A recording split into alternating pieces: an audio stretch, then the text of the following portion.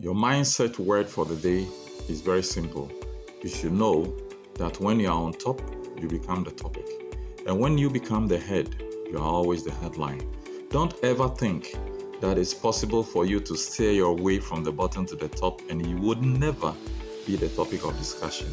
Anytime we are trying to do something very new, there are others who will always talk about you. Anytime you are being talked of, know that you are doing something different that others are not doing.